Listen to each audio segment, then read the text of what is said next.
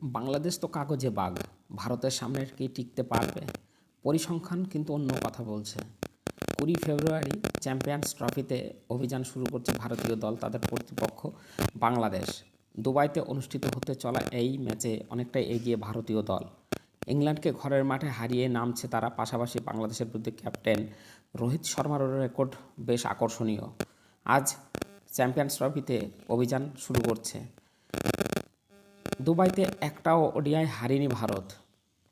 এই মাঠে বাংলাদেশ দলকে ভারত থেকে সতর্ক থাকতে হবে, কারণ দুবাই স্টেডিয়ামে ভারতীয় দলের ওয়ানডে ফরম্যাটের দুর্দান্ত রেকর্ড রয়েছে।